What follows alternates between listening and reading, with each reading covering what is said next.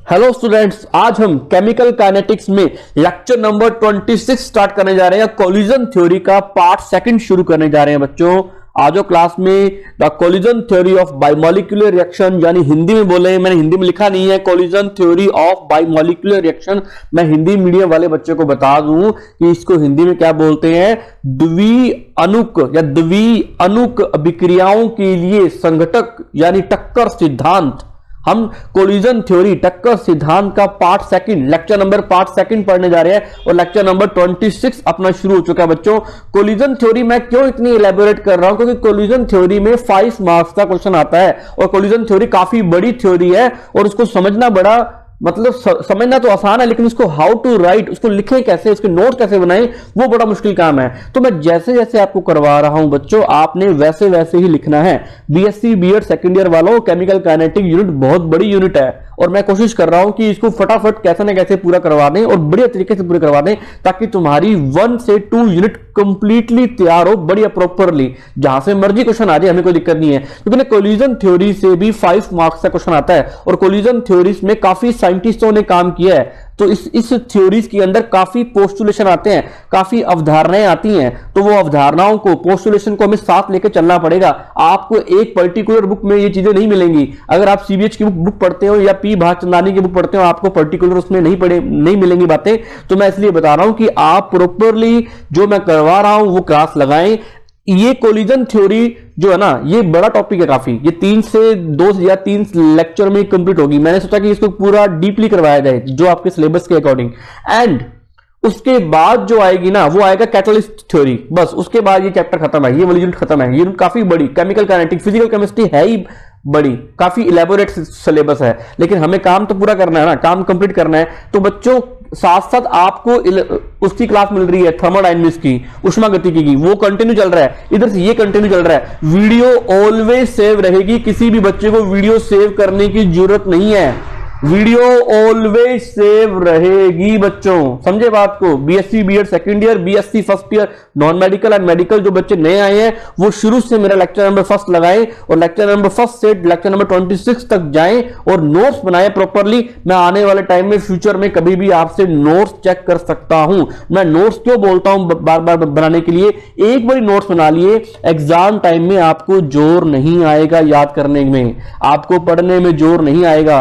एक यूनिट अगर आप ढंग से क्या करते हैं ना, तो ये मान लो कि आपसे 11 से 12 मार्क्स आपके कंप्लीट होते हैं। मान लो जिसका जैसे बीएससी बीएड सेकंड ईयर का पेपर होता है 40 मार्क्स का थ्योरेटिकल पेपर, और जो उनका पेपर होता है किनका, अपने 45 मार्क्स का होता है बीएससी फर्स्ट ईयर वालों का। तो ये मान लो कि आपके 11 से 12 नंबर एक यूनिट से कवर होते हैं, अगर आप ढंग से तैयार करते हो तो प्रॉपरली।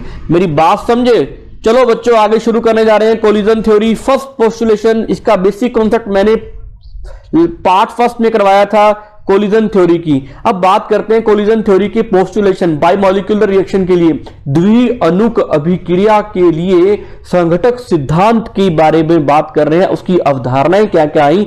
सबसे पहले, it is the based upon kinetic theory of gases. ये सिर्फ और सिर्फ काइनेटिक थ्योरीज ऑफ गैसेस पर बेस्ड है, यानी only implement on the applicable upon the gases molecule. यह गैसीय सिद्धांतों के गतिज सिद्धांत पर आधारित है।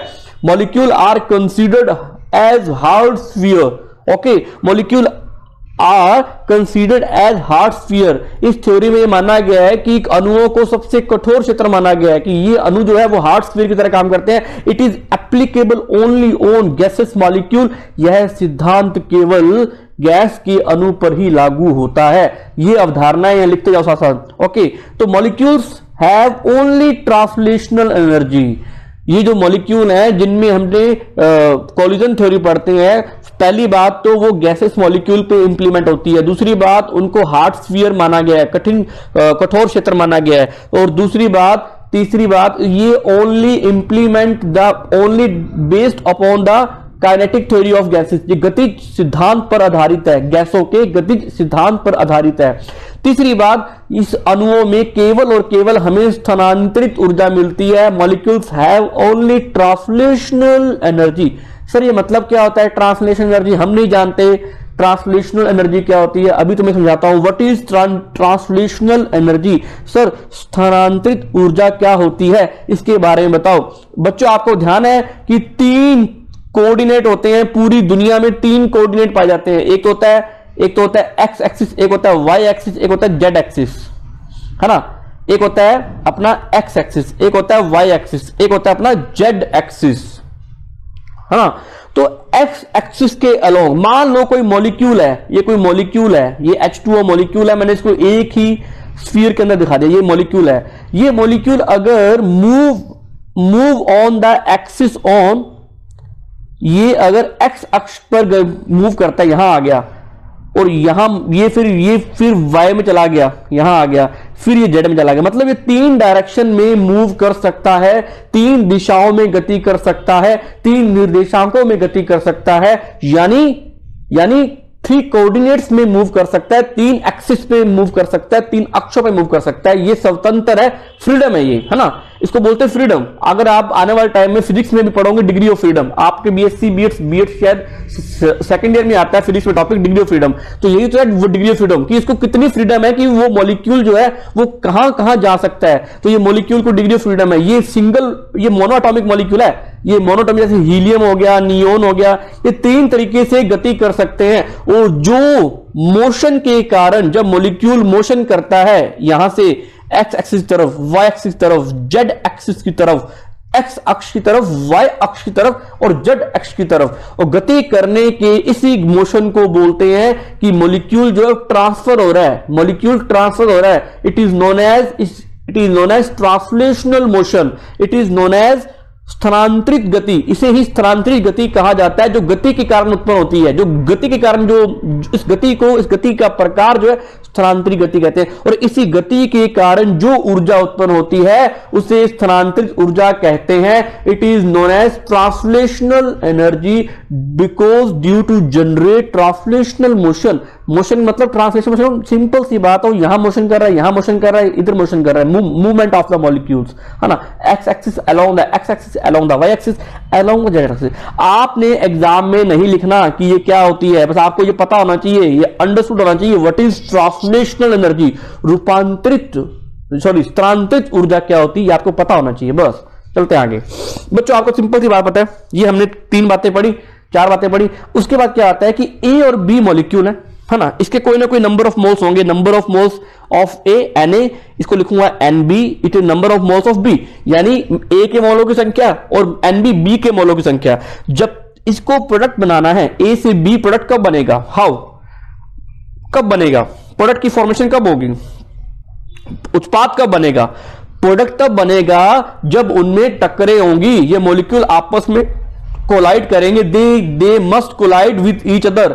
जब तक ये कोलाइड नहीं करेंगे, जब तक आपस में टक्कर नहीं होगी, तब तक प्रोडक्ट नहीं बनेंगे। हम ये मान के चल रहे हैं कि जब तक टक्कर नहीं होगी, जब तक कोलिजन नहीं होगा, तब तक प्रोडक्ट नहीं बनेगा। तो सिंपल सी बात बोलूं, अगर मैं सिंपल सी बात बोलूं कि they must collide with each other to take place the reaction, and अभिक्रिया संपन्न करवाने के लिए अणुओं में टक्कर होना आवश्यक है। इट मीन्स अगर नंबर ऑफ कोलिजन्स इंक्रीज होंगे तभी रिएक्शन टेक प्लेस होगी। लेकिन नंबर ऑफ रिएक्शन किस पे डिपेंड कर रही है बच्चों, बताओ। नंबर ऑफ कोलिजन्स, जो टक्करों की संख्या कब बढ़ेगी। मैं तुमसे एक बात पूछता हूं कि टक्करों की संख्या यानी कोलिजन्स के नंबर कब इंक्रीज होंगे। ये नेक्स्ट पॉइंट है, पहले ये लिखना रिएक्शन, उसके बाद ये नोट्स में ये पॉइंट ऐड करना, है ना। अब इसको बोल रहा है N A, number of moles of A and number of moles of B, N B. मुझे ये बात बताओ कि कोलिजन की इंक्रीमेंट कब लगेगा, क्या करें इसके साथ, कोलिजन का इंक्रीज कैसे करें, बताओ बच्चों, शाबाश। नहीं तो मैं बताने वाला हूं, जल्दी बताओ फटाफट कि कोलिजन को कैसे इंक्रीज करें, how to increase the collisions A and B molecule, मतलब A and B reacting substance, A और बी अभिकारक में टक्करों की संख्या को कैसे बढ़ाएं। मैं एक सिंपल सी बात पूछता हूं आपसे कि एक तो क्या हुआ कि एक कॉलेज में 4 बच्चे इधर से आ रहे हैं और 4 बच्चे इधर से आ रहे हैं, आराम से पूरा लॉन है, पूरा का पूरा कैंपस है, ठीक है। तो यहां कोलिजन की संभावना ज्यादा है, टक्कर की संभावना ज्यादा है। एक बार क्या हुआ कि 100 बच्चे एक साथ आ गए, यहां से भी 100 एक साथ आ गए, ये आपस में एक दूसरे से ऐसे आ रहे हैं अपोजिट डायरेक्शन में, कहां कोलिजन पॉसिबल ज्यादा है? तो तुम बोलोगे सर जहां 100 स्टूडेंट आ रहे हैं, 100 बच्चे आ रहे हैं, वहां टक्करें ज्यादा होंगी। इसका मतलब आप एक बात बच्चों मेरी समझ पा रहे हो ना कि कोलिजन कब होगा? नंबर ऑफ कोलिजन, नेक्स्ट लिखो। जब आपने ये बात लिखी ना, ये जो आप लिख रहे हैं कि ए से ए प्लस बी का प्रोडक्ट बनाएंगे, कब सी बनेगा? तो इसी एन ए और एन बी, इसके आगे लिखेंगे कि number of collisions, spelling mistake होगी बच्चों, सही कर लेते हैं अपने। Number of collisions is directly proportional to the concentration of reacting substance. Hindi में बोलूं तो टक्करों की संख्या जो होती है वो is directly proportional to the, यानी समानुपाती होती है किसके? अभिकारकों की सांद्रता के। अभिकारकों की सांद्रता, मैं बोल रहा हूं, मैं लिख नहीं रहा, मेरी जैसे बोलता हूं उसको बच्चों नोट कर ले करो। Number of collision is directly proportional to the concentration of the reactant species या रिएक्टेंट सब्सटेंस, यानी टक्करों की संख्या ये समानुपाती होती है। किसके समानुपाती होती है? सांद्रता के समानुपाती। किसके? अभिकारकों की सांद्रता के समानुपाती होती है। और इसको अपने ना किससे डिनोट करते हैं? Number of collision is denoted by Z dash. इसको जेड डैश से डिनोट किया जाता है। तो तुम लिख लो कि जेड डैश का मतलब क्या है? जेड डैश का मतलब टक्करों की संख्या। Z dash is represented by the number of collision represented by Z dash, है ना, is directly proportional to the concentration of the reacting substance. इसमें हमने दो सब्सटेंस लिए हैं, एक तो लिया है ए, है ना, एक लिया हमने बी। तो इसके Na लिखेंगे, इसको लिखेंगे Nb, यानी Na मतलब number of moles of A, Nb मतलब number of moles of B, यानी ए मोलों की संख्या और बी मोलों की संख्या, यानी मोल ही लेंगे ना, क्योंकि सांद्रता को रिप्रेजेंट करने के लिए मोल ही लेते हैं। तो इस पे डिपेंड करती है नंबर ऑफ कोलिजन, है ना। अगर मैं ये डायरेक्टली प्रोपोर्शनल वाला सिंबल हटा दूं, यानी समानुपाती वाला निशान हटा दूं, तो नो डाउट कांस्टेंट आएगा, एक स्थिरांक आएगा। तो जेड डैश को हटाने पर एक वी नामक एक कांस्टेंट आ जाता है, और Na एंड Nb, ये हमने सिंपल सी बात बोली। इससे कंक्लूजन क्या निकल के आया बच्चों? कंक्लूजन ये निकल के आया कि यहां पर V क्या है? V इज ए कांस्टेंट, एक नियतांक है। हिंदी में लिख लो नियतांक, इट इज ए कांस्टेंट। चले आगे। तो जेड डैश का मतलब क्या है बच्चों? अगर जेड डैश को मैं लिखूं, Z dash is the number of collision, मैं पर्टिकुलर लिख रहा हूं, नंबर ऑफ कोलिजन पर सेकंड, नंबर ऑफ कोलिजन पर सेकंड पर यूनिट वॉल्यूम, यानी टक्करों की संख्या। साथ साथ लिखते जाओ बच्चों, टक्करों की संख्या कब? प्रति सेकंड एंड प्रति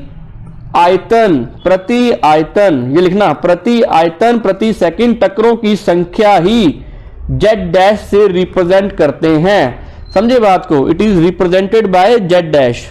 बच्चों तुम्हें यहां तक बात समझ में आई, है ना? बच्चों एक चीज और लिख लो, जेड डैश को ना we also called collision frequency, we also known as, या ऐसे लिख लो, we also known as collision frequency. इसे हम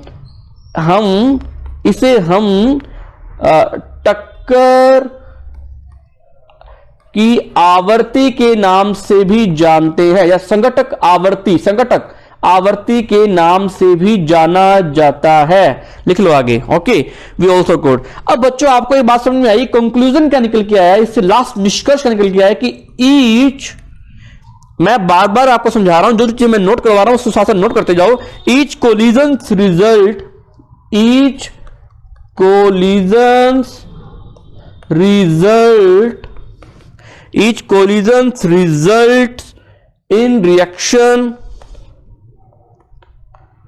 in reaction, rate of reaction is given by Z dash. Rate of reaction is given by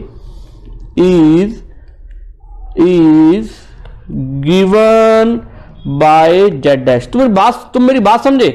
ये कहता है कि हमने क्या निष्कर्ष निकाला, ये देखो कि रेट ऑफ रिएक्शन जो है ना, सॉरी जो कोलिजन है ना, कोलिजन, इस कोलिजन जो डिपेंड कर रही है वो कर रही है डिपेंड कंसंट्रेशन पे। जितनी ज्यादा कंसंट्रेशन होगी, जितनी मैक्सिमम कंसंट्रेशन होगी of molecules, of reacting molecules, अभिकारकों के अणुओं की जितनी ज्यादा सांद्रता होगी उतनी ज्यादा कोलिजन होंगे। इसका मतलब कोलिजन ही रेट को डिटरमाइन करेंगे। Rate of reaction is depend upon the collisions, number of collision, यानी अभिक्रिया का वेग वो निर्भर करेगा किस पे, टक्करों की संख्या पर निर्भर करेगा।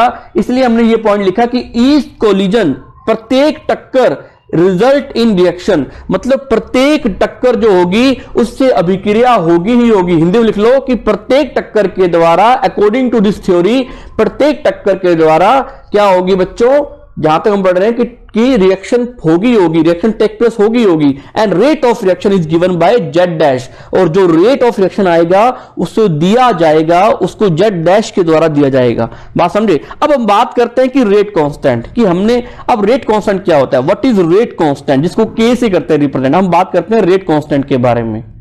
रेट कांस्टेंट के बारे, बच्चों आपको नोट्स भी मिलेंगे, इसकी चिंता मत करना, लेकिन ये भी नोट्स बनाओ साथ साथ कि सर ये रेट कांस्टेंट का क्या इफेक्ट पड़ेगा। What is rate constant. हम जानते हैं कि रेट कांस्टेंट क्या होता है। अगर हम रेट लॉ लिखें कि रेट ऑफ रिएक्शन इज, अगर हम रेट लॉ की बात करें, जो हमने प्रीवियस लेक्चर में पढ़ा था कि रेट लॉ के according rate of reaction is directly proportional to the concentration of reactant and its power के क्या होता है, डायरेक्टली प्रोपोर्शनल होता है ना। तो अगर मैं ये सिंबल हटाऊं, रेट ऑफ रिएक्शन, ये डायरेक्टली सिंबल वाला सिंबल हटाऊं तो क्या आ जाएगा, के आ जाएगा। K is equal to the concentration of reactant and its power, है ना, ये के आ जाएगा। अगर मैं के की वैल्यू निकालूं तो के की वैल्यू निकल के आएगी बच्चों, ये पावर को छोड़ दो, एक भी कोई दिक्कत नहीं है, पावर को छोड़ देते हैं अपने, पावर का कोई रोल नहीं यहां पर। अगर मैं ये के की वैल्यू निकालूं तो क्या आएगा, ये के की वैल्यू निकालूं तो ये वाली वैल्यू यहां नीचे चली जाएगी इसके, समझे बात को, ये कंसंट्रेशन ऑफ द रिएक्टेंट इसके नीचे चला जाएगा। तो क्या आएगा, k is equal to rate of reaction यानी अभिक्रिया का वेग, रेट ऑफ रिएक्शन यानी अभिक्रिया की दर अपॉन में concentration of reactant,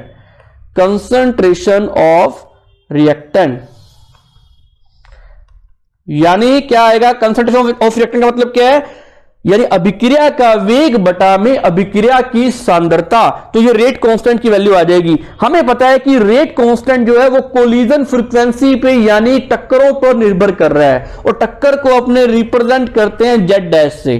Z dash upon concentration of the reactant को हमने किससे किया था, number of moles of A plus number of moles of B, ये total concentration of the reactant है। तो ये के की वैल्यू निकल के आ गई, रेट कांस्टेंट की यहां से वैल्यू निकल के आ गई। मतलब हम रेट कांस्टेंट को ऐसे कैलकुलेट कर सकते हैं। अगर क्वेश्चन आता है कि how to calculate the rate constant by the help of collision theory, यानी टक्कर सिद्धांत के द्वारा, टक्करों के द्वारा आप रेट कांस्टेंट को कैसे गणना कर सकते हैं, यानी दर नियतांक की गणना कैसे कर सकते हैं, तो आप ऐसे निकाल सकते हो, इस फॉर्मूले से निकाल सकते हो। बच्चों मेरी बात शुरू से समझ में आ रही है, तुम कोरिलेट कर पा रहे हो सारी बातों को तुम कोरिलेट कर पा रहे हो कि टक्कर ही जो है ना, वही अभी तक जो टक्कर है ना, जो कोलिजन्स है वही डिसाइड कर रहे हैं रेट ऑफ रिएक्शन, और वहीं से हमने क्या निकाला, रेट कांस्टेंट की वैल्यू निकाली। बच्चों मेरी बात समझ में आई आपको। चलते हैं फटाफट आगे, कंटिन्यू करते हैं अपने, ओके बच्चों आगे कंटिन्यू करते हैं अपने, जल्दी फटाफट।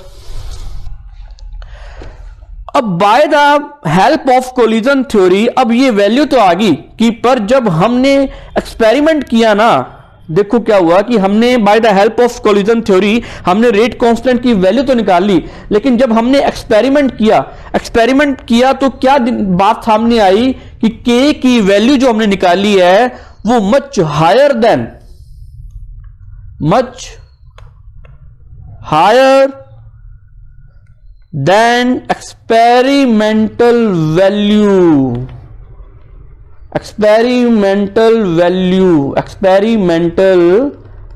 experimental value मेरी बात समझे बच्चों, कि जब हमने के की वैल्यू निकाली, के का ये वैल्यू आ रही है, लेकिन जब हमने एक्सपेरिमेंट किया ना तो एक्चुअल में ये बात निकल के सामने क्या आई कि जो के की जो वैल्यू निकाल रहे हैं वो एक्सपेरिमेंट से बहुत ज्यादा है। जब हमने प्रयोगात्मक, हिंदी में लिख लो, प्रयोगात्मक रूप से हमने देखा कि जब के का मान निकाला तो के का मान बहुत कम आया। टक्कर सिद्धांत के, जो टक्कर सिद्धांत के द्वारा हमने जो के का मान निकाला, के की जो वैल्यू निकाली, उससे प्रयोगात्मक मान बहुत कम आया। के का प्रयोगात्मक मान बहुत कम आया। मैं हिंदी में बार बार बोल रहा हूं, हिंदी में साथ साथ नोट करते जाओ क्योंकि लिखने का टाइम वेस्ट होता है। ओके, चलते हैं आगे। अब ये क्या हो गया, इसका मतलब ये बात समझ में नहीं है कि सर एक्सपेरिमेंटल वैल्यू कम कैसे आ गई। आपने तो के की वैल्यू निकाल दी है, लेकिन की वैल्यू जब हमने एक्सपेरिमेंटली देखी करके तो के की वैल्यू बहुत कम आ रही है। इसका मतलब क्या है, इसका मतलब, और के आपको पता है के डायरेक्टली किस पे डिपेंड कर रहा है, कोलिजन पे, और कोलिजन किस पे डिपेंड कर रही है, number of concentration of molecules पे, है ना। बात समझ रहे हो ना। अब के की वैल्यू कैसे कम आ गई, ये मीन हमारा ये मानना गलत है कि, सुन रहे हो, हमारा मानना ये गलत है कि ईच कोलिजन हर टक्कर पे रिएक्शन टेक प्लेस हो रही है। ये हमारा मानना गलत है जो हमने पहले माना था कि सभी की सभी टक्करों से, कोलिजन से, ओनली कोलिजन से ये रिएक्शन टेक प्लेस होगी। ये बात हमारी मानना गलत है। अगर ऐसा होता तो के की वैल्यू जैसी हमने निकाली है थियोरेटिकली, एक्सपेरिमेंटली भी वैसे आती, प्रयोगात्मक रूप से वैसे आती। इसका मतलब एक रिजल्ट निकल के आया। तुम इसको नोट करो साथ में, नोट करो साथ में बच्चों, कि each collision does not result into a chemical reaction।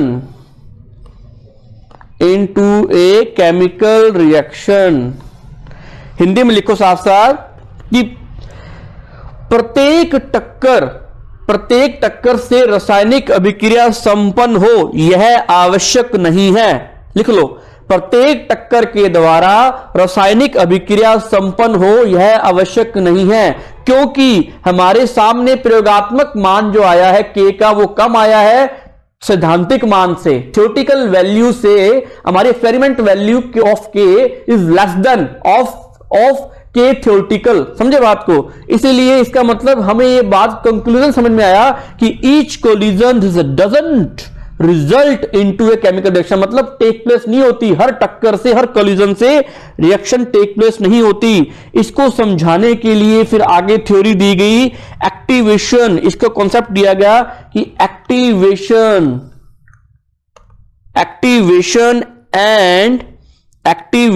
Energy and threshold energy.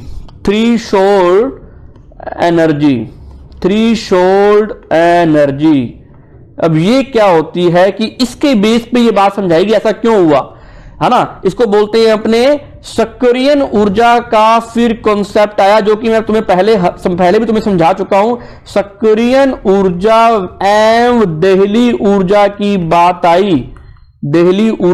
बात आई। अब सर ये देहली ऊर्जा क्या होती है, व्हाट इज एक्टिवेशन एनर्जी। अगर इसकी डेफिनेशन लिखें तो डेफिनेशन लिख रहा हूं, लिख लो साथ साथ, थ्रीशोल्ड एनर्जी की,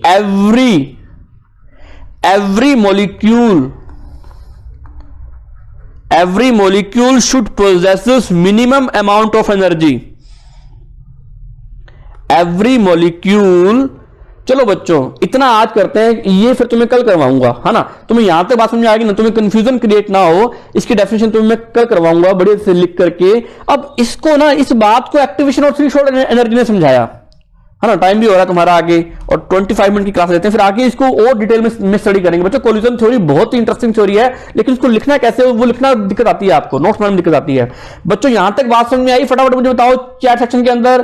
फिर आगे इसको कल कोलिजन थ्योरी और एक्टिवेशन एनर्जी की हेल्प से, इसको थ्रीशोल्ड एनर्जी और एक्टिवेशन एनर्जी, सक्रिय ऊर्जा और देहली ऊर्जा की हेल्प से इसको कल समझाएंगे।